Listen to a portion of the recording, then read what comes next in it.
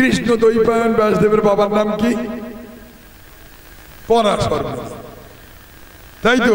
তাহলে কৃষ্ণ দ্বৈপায়ন ব্যাসদেবের মার নাম কি? মৎস্যগন্ধা। বাহ, সবাই তো খুব ভালোই হয়েছে, খুব ভালো হয়েছে, খুব ভালো। মৎস্যগন্ধা। আচ্ছা, এবারে টুক করে একটা বলে রাখি, মৎস্যগন্ধা যখনই ওই পুত্র সন্তান জন্ম দেওয়ার পর, বিভিন্ন সমস্যা হলো, আমি এই পুত্র সন্তান কোলে নিয়ে কি করে যাব, আমি একটা অবিবাহিত মেয়ে, তখনও একটা দাবি করেছিল পরাশর মুনির কাছে, মুনিবর আমি তো অবিবাহিত, আমার তো পুত্র সন্তান হয়ে গেল, তা আমার কুমারিত্ব আমাকে ফিরিয়ে দেওয়া হোক। দাবি করেছিল, এটা আমার ছেড়ে গেছে, কাজে বলতে গিয়ে ছেড়ে গেছে, আমার কুমারিত্ব আমাকে ফিরিয়ে দেওয়া। অবিবাহিত কন্যা, তার হয়েছে পুত্র সন্তান, সে মুনির কাছে কুমারিত্ব ফিরিয়ে নেওয়ার জন্য দাবি করাটা তো অমূলক নয়, তার দাবি তো প্রকৃতপক্ষে সঠিক দাবি। তাহলে যখনই কুমারিত্ব ফিরিয়ে দেওয়ার জন্য পরাশর মুনির কাছে দাবি করলো, মুনিবর আমার কুমারিত্ব আমাকে ফিরিয়ে দিন, তখন মুনিবর বললেন, ঠিক আছে, তোমার কুমারিত্ব তোমাকে ফিরিয়ে দেবো, কিন্তু তোমার নাম পাল্টে যাবে, তোমার নাম পাল্টে যাবে। কুমারিত্ব ফিরিয়ে দেওয়ার সঙ্গে সঙ্গে বললো, পূর্ণ কুমারিত্ব পূর্ণ ভব। যেই কুমারিত্ব পূর্ণতা ফিরিয়ে পেল মৎস্যগন্ধা, মৎস্যগন্ধার নাম অন্য হয়ে গেল। কি সেই নাম? নাম হলো সত্যবতী। মনে থাকবে। তাহলে মৎস্যগন্ধার কুমারিত্ব ফিরিয়ে পাওয়ার পরের নাম কি হলো? সত্যবতী।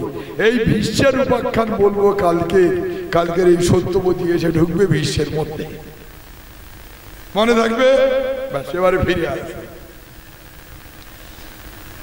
তাহলে প্রথম অধিবেশন হয়েছিল সুকর্তল নামক স্থানে।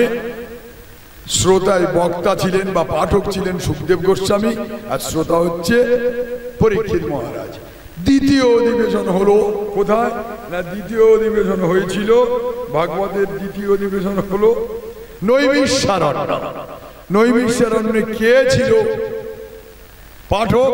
পাঠক ছিল সুখদেব গোস্বামীর পুত্র সুত গোস্বামী, আর শ্রোতা ছিল ৮৮,০০০ মুনি ঋষি, তারা ছিল শ্রোতা। কেমন? দ্বিতীয় অধিবেশন হয়েছিল নৈমিষারণ্য। এই নৈমিষারণ্য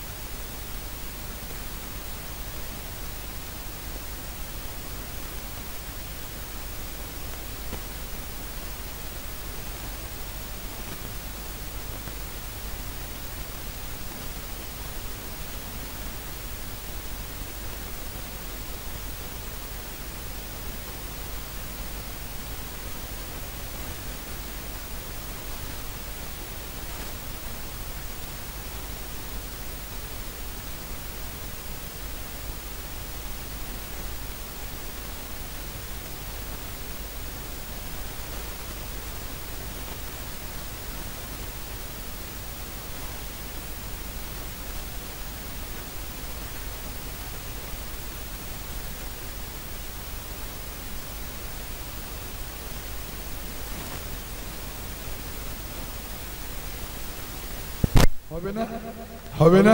হ্যাঁ, এই যে Bluetooth mode. এসছে এসছে এসছে, ঠিক আছে। তাহলে আসুন সবাই সবাই। হ্যাঁ,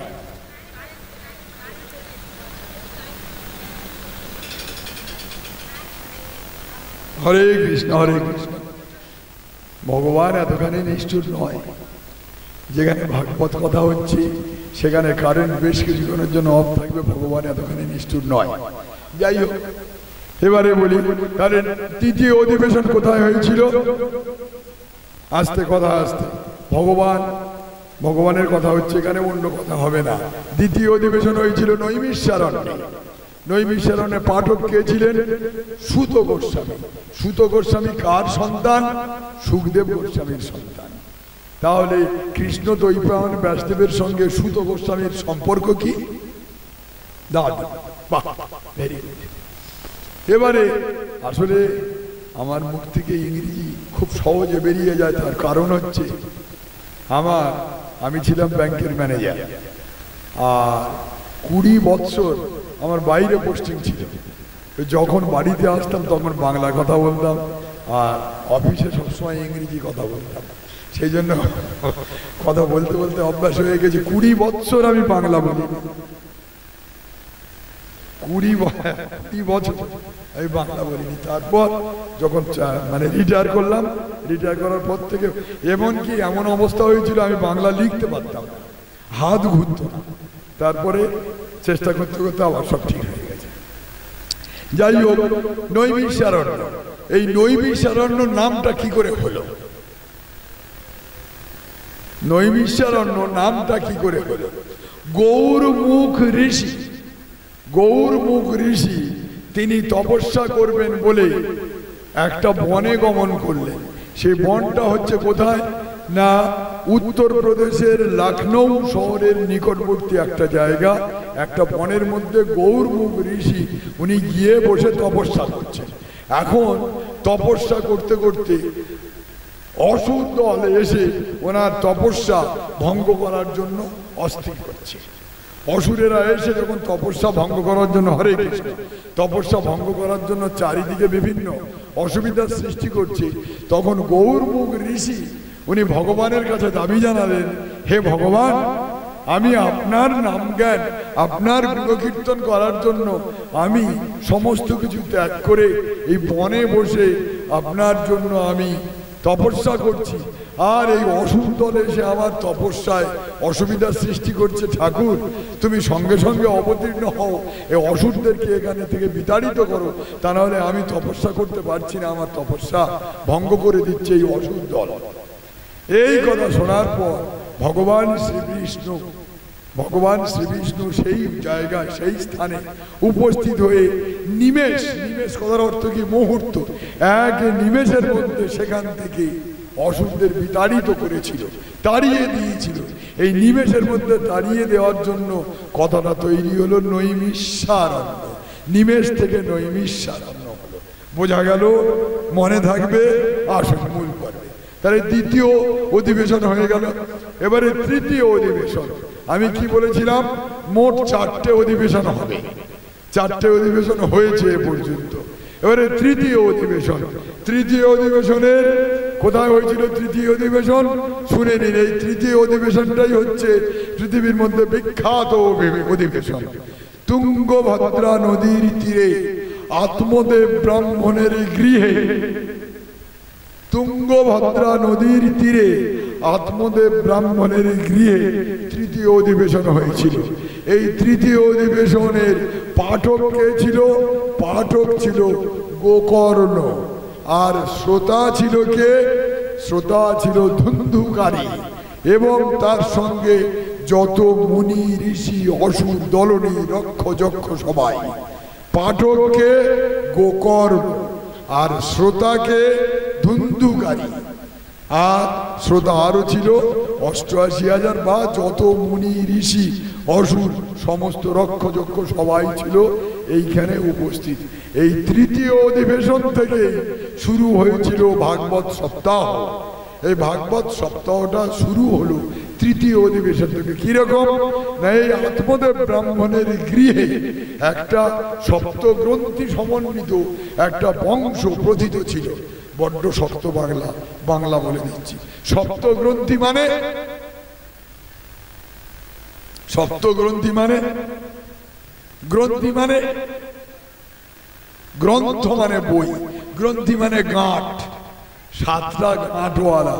বংশ মানে বাঁশ, সাতটা গাঁটওয়ালা বাঁশ। আমি কি বললাম?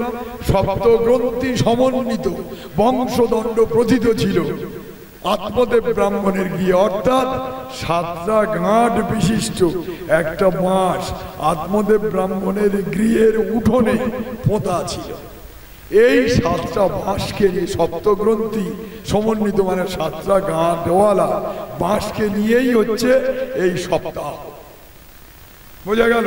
তাহলে আমি একটু জল খেয়ে নিই।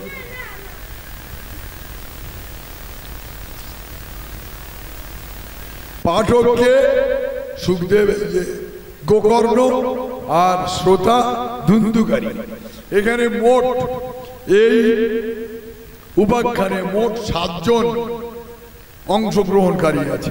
7 জনের মধ্যে একজন হচ্ছে পাঠক, একজন হচ্ছে আত্মদেব ব্রাহ্মণ, দ্বিতীয় হচ্ছে আত্মদেব ব্রাহ্মণের স্ত্রী। আমি কিন্তু আর বলবো না, নাম মুখস্থ রাখতে হবে, কারণ প্রত্যেকটা সম্পর্ক বলবো আর নাম জিজ্ঞেস করবো, প্রত্যেকটা নামের সঙ্গে সম্পর্ক তৈরি হবে। আত্মদেব ব্রাহ্মণ, আত্মদেব ব্রাহ্মণের, আপনারা অন্যদিকে মন দেবেন না।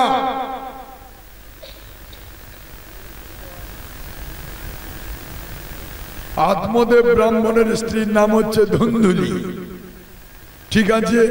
আত্মদেব ব্রাহ্মণ একজন সন্ন্যাসীর কাছে উপহার পাবে, সেই সন্ন্যাসীর নাম হচ্ছে জ্যোতিরাজ। 3 জন হলো জ্যোতিরাজ, আত্মদেব ব্রাহ্মণ, ধুন্ধুলি। আর ধুন্ধুলির পুত্রের নাম হচ্ছে গোকর্ণ আর ধুন্ধুকারী। তাহলে মোট কজন হলো? 5 জন। আর এর মধ্যে আছে 5 নম্বরে হচ্ছে 5 প্রতিতা, 5 নম্বরে আসছে 5 প্রতিতা। 6 নম্বরে আসছে গয়া, কাশী, শ্রী বৃন্দাবন। ঠিক আছে, মনে থাকবে। আত্মদেব ব্রাহ্মণ, জ্যোতিরাজ, আত্মদেব ব্রাহ্মণের স্ত্রীর নাম হচ্ছে ধুন্ধুলি, ধুন্ধুলির পুত্রের নাম হচ্ছে গোকর্ণ, গোকর্ণের ভাইয়ের নাম হচ্ছে ধুন্ধুকারী, মানে ধুন্ধুলির 2টো পুত্র গোকর্ণ আর ধুন্ধুকারী। আর 5 পতিতা, গয়া, কাশী, বৈরাগ, শ্রী বৃন্দাবন। এইগুলো নিয়ে হচ্ছে এই উপাখ্যানটা, মনে রাখতে হবে। আমি বলে যাব ঘটনাগুলো, বলতে বলতে এর মাঝখানে ঢুকবে মহাপ্রভু, আর মহাপ্রভুর সঙ্গে ঢুকবে গোবিন্দ ঘোষ, মনে থাকবে। এরই মাঝখানে ঢুকবে মহাপ্রভু। মহাপ্রভুর পুরো নাম কি? শ্রী চৈতন্য। শ্রী চৈতন্যের প্রথম নাম কি? বিশ্বম্ভর। বিশ্বম্ভরের দ্বিতীয় নাম কি? নিমাই। বাবা মার দেওয়ার নাম হলো নিমাই। নিমাই দেওয়ার নাম কি? নিম গাছের তলায় জন্ম হয়েছিল, সেই জন্য নিমাই। বাবার দেওয়া নাম হচ্ছে বিশ্বম্ভর। বিশ্বম্ভর থেকে হলো নিমাই, নিমাই থেকে হলো শ্রী চৈতন্য। শ্রী চৈতন্য থেকে যখন দীক্ষা হলো, সন্ন্যাস দীক্ষা হলো, তখন হলো মহাপ্রভু। ঠিক তো? মনে থাকবে? ব্যাস, এবারে উপাখ্যান শুরু করছি আমি। ধুন্ধুলি, আত্মদেব ব্রাহ্মণ এবং তার স্ত্রী ধুন্ধুলি, 2 জনের সুন্দর সংসার, আনন্দের সংসার। ধুন্ধুলি হচ্ছে খুব সুন্দরী এবং আত্মদেব ব্রাহ্মণ, ধুন্ধুলির উভয়ের সুন্দর সংসার, প্রচুর অর্থ আছে। কিন্তু এই সুন্দর সংসারে একটাই দুঃখ, কোনো পুত্র সন্তান নাই, তাদের কোনো সন্তান নাই, একটাই দুঃখ। এত ঐশ্বর্য, এত দান করছে, যা ঐশ্বর্য ছিল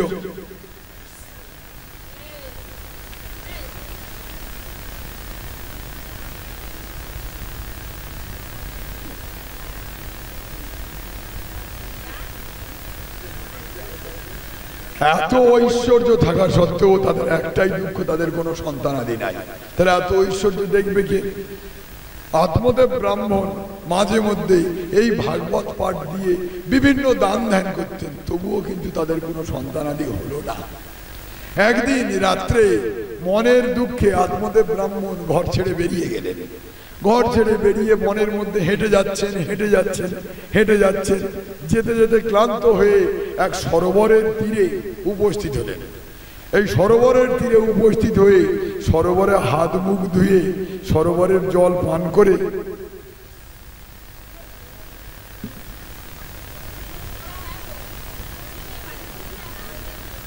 ওই চিরুনিটা নিয়ে, ওই চিরুনিটা দাও দাও আমার কাছে নিয়ে শুনি, এই দিক দিয়ে দাও।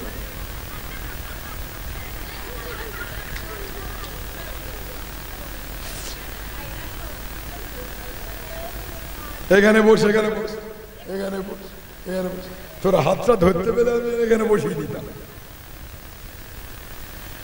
তাহলে একদিন মনের দুঃখে আত্মদেব ব্রাহ্মণ উনি কি করলেন, বেরিয়ে গেলেন বাড়ির থেকে। বেরিয়ে গিয়ে বনের মধ্যে দিয়ে হেঁটে যেতে যেতে, কথা বলবেন না, কোনো কথা বলবেন না, ওরা ওদের কাজ করুক, ও বাবা কোনো কথা হবে না। বনের মধ্যে দিয়ে হেঁটে যেতে যেতে একটা সরোবরের তীরে উপস্থিত হলেন। উপস্থিত হয়ে হাত মুখ ধুয়ে সরোবরের জল পান করে একটা বট গাছের তলায় বিষণ্ণ বদনে বসে আছে। বসে থাকতে থাকতে হঠাৎ দেখছেন ওই সরোবরের উল্টো দিকে এক জ্যোতিরাজ। জ্যোতিরাজ মানে, জ্যোতিরাজ মানে, জ্যোতিরাজ মানে সন্ন্যাসী। সন্ন্যাসীর ভালো বাংলা হচ্ছে জ্যোতিরাজ। জ্যোতিরাজ মানে হচ্ছে সন্ন্যাসী। এক জ্যোতিরাজ তিনি ওই সরোবরে উপস্থিত হয়ে হাত মুখ ধুয়ে সরোবরের জল পান করে ধ্যানে বসবেন, এই রকম প্রস্তুতি নিচ্ছেন। এক গাছের তলায় ধ্যানে বসবেন, অর্থাৎ তিনি স্তব স্তুতি করতে বসবেন বা ধ্যান করতে বসবেন, প্রস্তুতি নিচ্ছেন।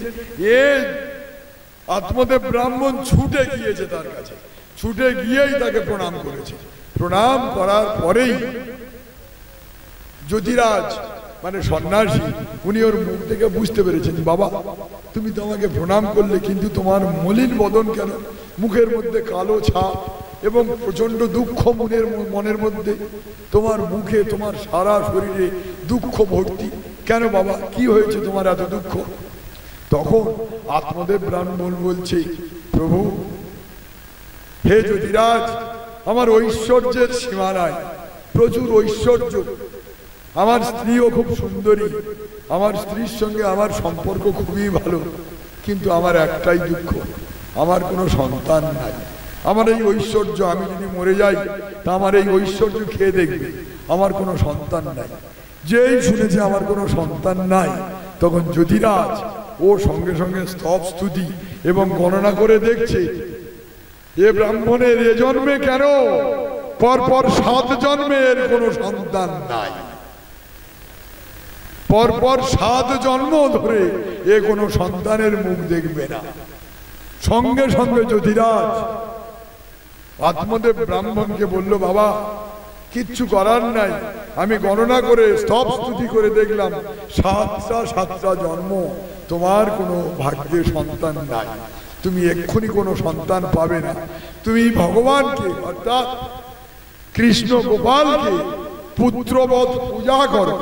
এই পূজা করতে করতে যদি গোপাল তোমার পূজায় সন্তুষ্ট হয়ে যদি তোমার এই জন্মে কোনো সন্তান দান করেন তিনি, তাহলে তুমি সন্তানের পিতা হতে পারো, তাছাড়া তোমার ভাগ্যে কোনো সন্তান নাই। এই কথা বলার পর খুব ভেঙে পড়লেন আত্মদেব ব্রাহ্মণ।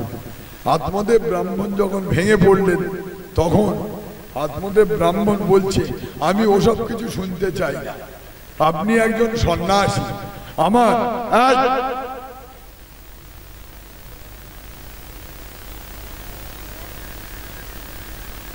আমি কিছু শুনতে চাই না, আমাকে পুত্র সন্তান দান করতে হবে। যদি আপনি পুত্র সন্তান দান না করেন, তাহলে আমি এখানেই এক্ষুনি আত্মহত্যা করব। তখন জ্যোতিরাজ তো বিপদে পড়ে গেছে, এই দাঁড়ো দাঁড়ো দাঁড়ো দাঁড়ো, আত্মহত্যা করো না, আমি রাস্তা দেখছি, আত্মহত্যা করো না।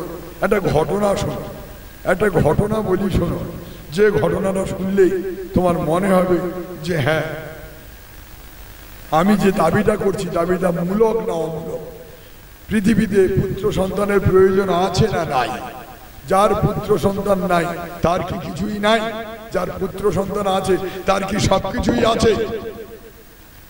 এমনও তো পৃথিবীতে এমনও তো মানুষ আছে 2-3টে কন্যা সন্তানের বাবা আছে, এমনও মানুষ আছে 2-3টে পুত্র সন্তানের বাবা। তা যার পুত্র সন্তান নাই তার কি কিছুই নাই? আর যার কন্যা সন্তান নাই তার কি কিছুই নাই? সবাইয়ের সবকিছু আছে। তুমি একটা ঘটনা শোনো। মহাপ্রভু কি করলেন না, মহাপ্রভু উনি সন্ন্যাস গ্রহণ করলেন। মহাপ্রভু সন্ন্যাস দিয়েছিলেন কে?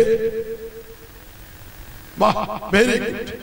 মহাপ্রভু সন্ন্যাস পেয়েছিলেন কেশব ভারতীর কাছে। হ্যাঁ, কেশব ভারতী সন্ন্যাস গ্রহণ করেছিলেন। যাই হোক, সন্ন্যাস গ্রহণ করার পর মহাপ্রভু বৃন্দাবন যাত্রা করলেন। এবারে বৃন্দাবন যাত্রা করলেন, সঙ্গে একজন সঙ্গে নিলেন। কে? তার নাম হচ্ছে গোবিন্দ ঘোষ। এই ঘটনাটা আত্মদেব ব্রাহ্মণের ঘটনাটা একটু চেপে রাখুন।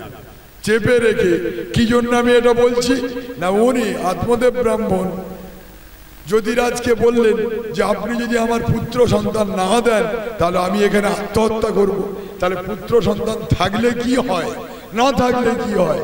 যার পুত্র সন্তান আছে তার কি আছে, যার পুত্র সন্তান নেই তার কি আছে, এটা জানানোর জন্য মহাপ্রভুর এই ঘটনাটা আমি ব্যক্ত করছি আপনাদের সামনে।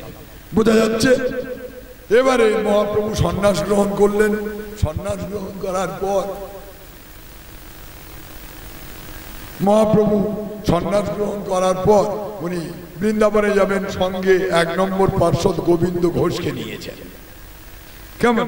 এই গোবিন্দ ঘোষকে নেওয়ার পর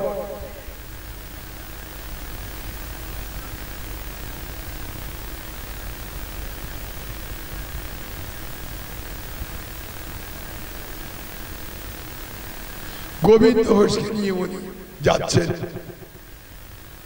বৃন্দাবনে। বৃন্দাবনে যেতে যেতে ঠিক মাঝ পথে অগ্রদ্বীপ নামক স্থানে উনি বিশ্রাম নেওয়ার প্রয়োজন মনে করলেন। অগ্রদ্বীপ, অগ্রদ্বীপটা কোথায়? অগ্রদ্বীপটা কোথায়? বর্ধমানে। অগ্রদ্বীপ, কথাটা মনে রাখবেন। অগ্রদ্বীপ নামক স্থানে উনি বিশ্রাম নেওয়ার প্রয়োজন মনে করলেন। এখন মহাপ্রভুর কাছে তো কোনো খাদ্য থাকে না, মহাপ্রভুর ব্যাগও থাকে না। মহাপ্রভুর ব্যাগ থাকে, সেই ব্যাগে কি থাকে? হরিনামের মালাটা থাকে, আর কিচ্ছু থাকে না। মহাপ্রভুর ব্যাগে একটাই জিনিস থাকে, হরিনামের মালা।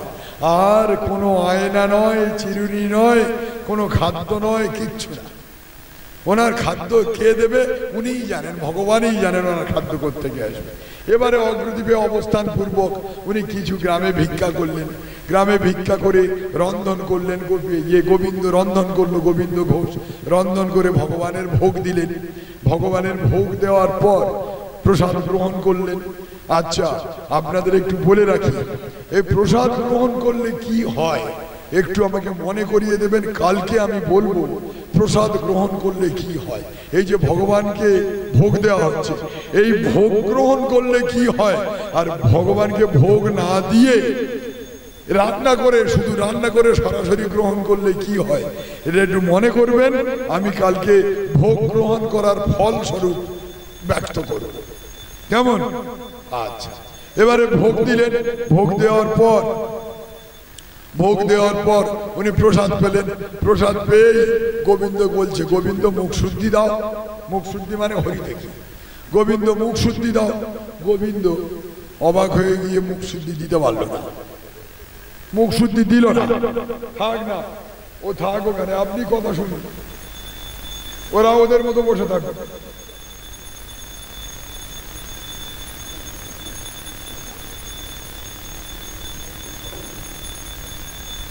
গোবিন্দ মুখ শুদ্ধি দাও।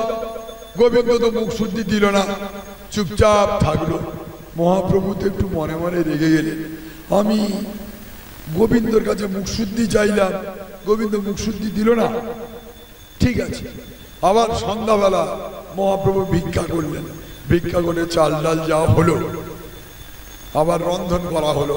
রন্ধন করে ঠাকুরের ভোগ দিলেন, ঠাকুরের ভোগ দিয়ে আবার প্রসাদ পেলেন।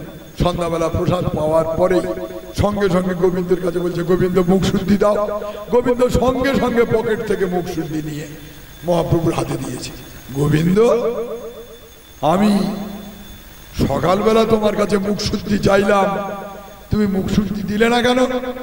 না প্রভু, আপনি তো সন্ধ্যাবেলা মুখ শুদ্ধি চাইবেন, সেই জন্য আমি সঞ্চয় করে রেখেছিলাম যাতে আপনার সন্ধ্যাবেলা দিতে পারি।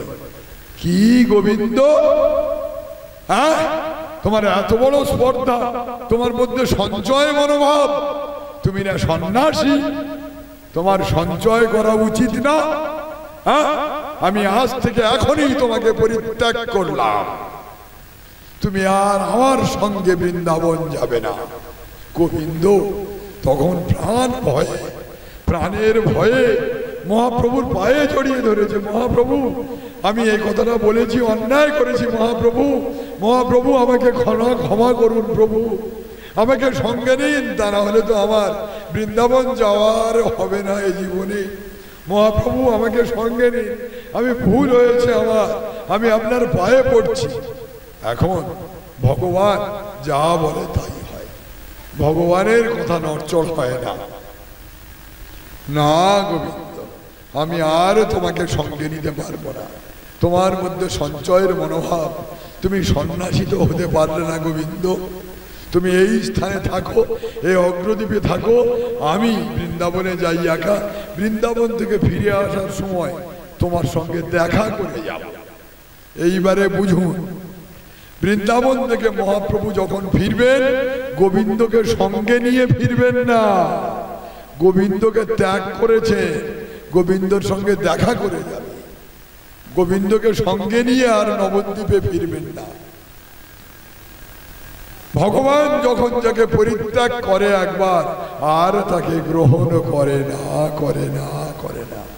এমন কোন কর্মকাণ্ড করবেন না যাতে ভগবান বৈমুখ হন আপনারা, যাতে ভগবান যেন আপনাদের উপরে কুদৃষ্টিতে না দেখেন। ভগবানকে কুদৃষ্টিতে দেখার কতগুলো চিহ্ন আছে, সেই চিহ্নগুলো কি? সময়ের অভাবে আপনি পূজা দিতে পারলেন না, এটা দোষ নয়। পূজা যখন দিলেন, পূজা ভোগ না দিয়ে সামান্য জল তুলসী দিলেন, এটা নয়।